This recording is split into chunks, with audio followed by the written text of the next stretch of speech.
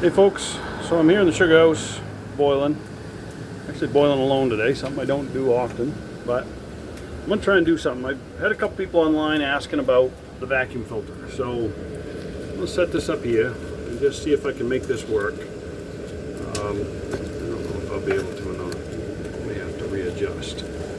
The vacuum filter we use is right here in front of the camera, and it's a Faucher, which we got 3 years ago, and we were told it was the first one that was brought to the United States. It was brought as a test model, and we ended up with it so that we could try it and see if it was something that worked good. A dealer had it. He was supposed to try it, never got a chance to. I was begging him for a different filtering system, and he opted to let us take it and try it for a year rather than use it himself. So anyway, I've got a 3/4 inch vacuum line that runs out to my big vacuum pump, feeds in here, supplies the vacuum for it. Our first year we used a shop vacuum. I will say this, the problem with a vacuum filter is it uses vacuum. And when you put vacuum in an enclosed container with hot syrup and moisture, you end up with moisture in the vacuum vessel. Whatever is creating the vacuum. We burnt out a fairly good Sears shop vac the first year, not realizing we had it all gumped together, not realizing there was moisture going into the shop vac. We just tucked the shop vac down underneath and went for it. Well, lo and behold, all that steam and moisture was working its way down into the vacuum. By the end of the season, we went to move it and realized there was a bunch of moisture in there. The motor was no good. We burnt the thing out. My mother was not impressed with the new vacuum. So the following year, we hooked up the vacuum pump here at the sugar house, and we were able to run off from that. So I'll spin it around and show afterwards, but this is ready to pull off. This is late season syrup. We're just starting to change flavor. So this is what we call salsa syrup. My wife makes a maple salsa. It's our most popular item. We sell literally thousands of jars of it. And this is perfect for that. It's a really dark flavored syrup. So this is diatomaceous earth. I just got this big spoon. I start flowing a little bit. We were told initially to put it on the filter, right on the cloth. There's 2 layers there of filter, the thick one and the thin one. Thin one goes on top. I wasn't really satisfied with the way it worked, so I just sprinkle. Get into this stuff that somebody made a comment today online that, well, that was clean syrup you were filtering. No, I can assure you this is not clean syrup. There's sugar stand, there's niter, there's everything. This has been run through an RO up to 12% and then run through a 2x6. So anybody who thinks this is clean syrup, crazy.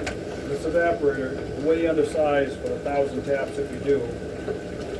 Hence why we run 2 ROs and why we have so much trouble with niter when we start building niter, because we're pushing all those minerals across a small pan. So anyway, I put the 2 to 3 scoops in there. It depends on what we're doing. This time of year I tend to go with 3. And I find it works a little better. Mix it up real good. I just let it trickle out of the pan. And this is one of those rare days where I don't have a fireman, so excuse me while I fire this. It's pretty rare for me to boil alone, but it just happened to work out there.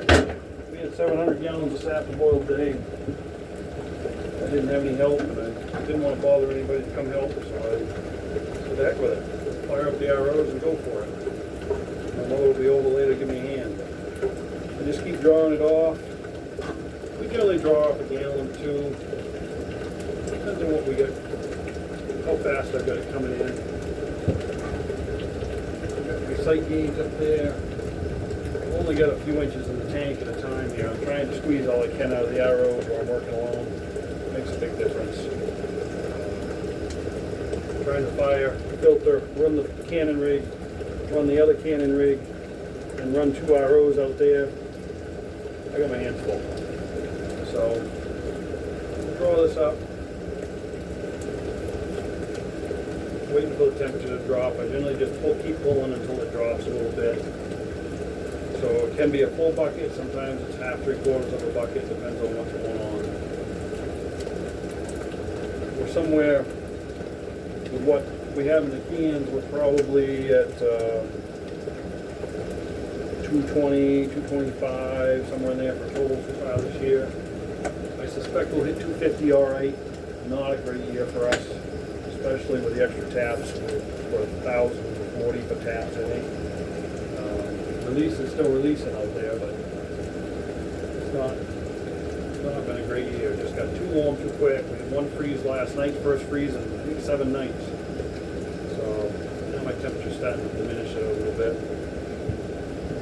The evaporator isn't boiling really good right now. I haven't been firing it real steady, messing around with the camera. So anyway, we got our 2 filters in there.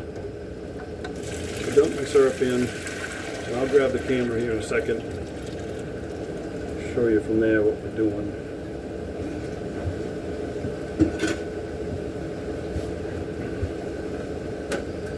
So I like to let it sit in there for a minute. Just let the just like charging your filter press and letting it sit for a minute. Same idea. We ran a filter press for a while. We blew the pump up and said, this is ridiculous for the amount of syrup we're doing. It just wasn't worth doing. So this contraption here, your main valve, comes down. I've got a drip leg.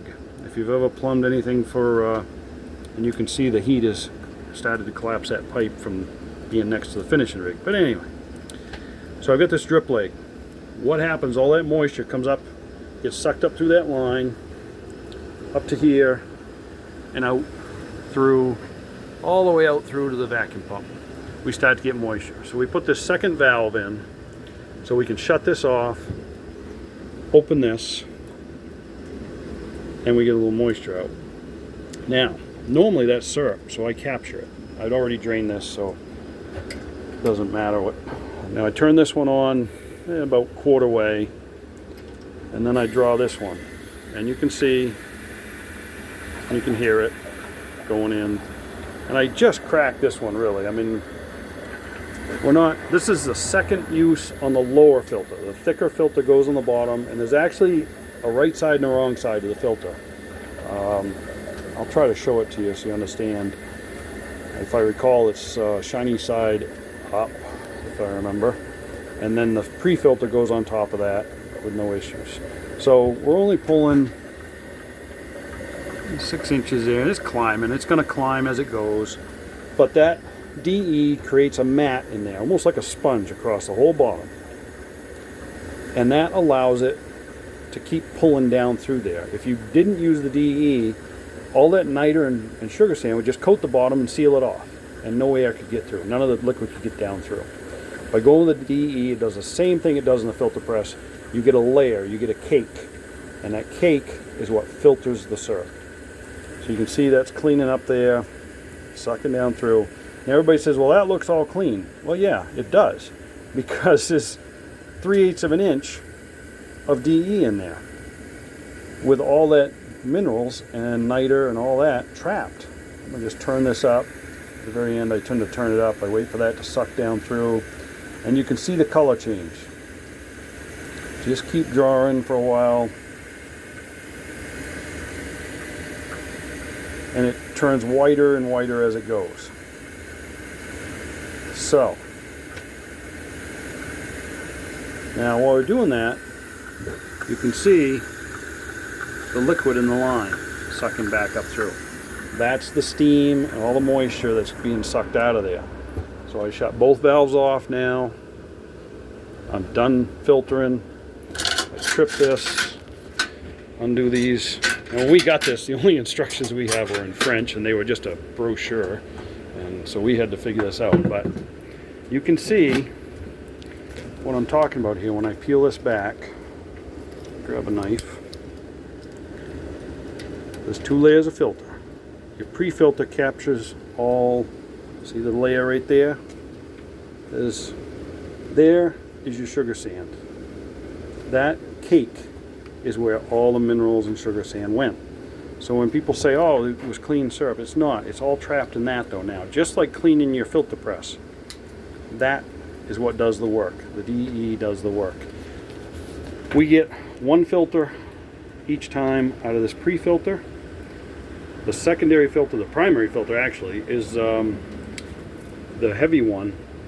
We will run that usually 2 batches. If we get in some real nasty syrup or we're running a bunch, we'll swap it out.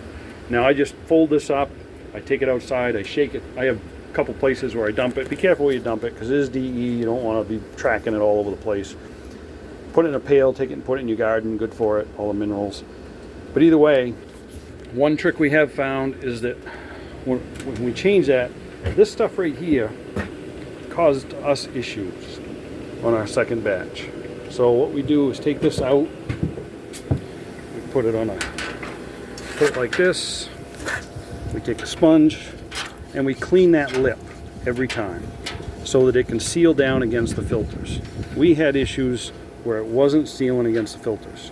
So we just every time now we pull the ring off, we go around and we just clean that piece really good so it'll seal down against the papers, against the filters. So, I'm not saying this is the right way to do it. I'm probably wrong, but out of the 3 years we've been doing it, it's what's worked for us. So, I wanted to share it and explain it, but I can assure you I don't think you're going to have much luck running without the DE. The DE is kind of the key of the whole thing. And you can see there's the syrup we're making, and it's pretty dark stuff. So that'll either be shipped off or go into salsa or something. But it's my understanding these folks invented this method of doing it and then sold the patent or sold out to CDL. So anyway, that's how that works. I hope it helps. Feel free to comment, like, and all that. And if you got any questions, ask away. Hope it helps you. And if you got better ideas, let me know. I'm always interested in how other folks are using them to see what we can improve on. Have a good day.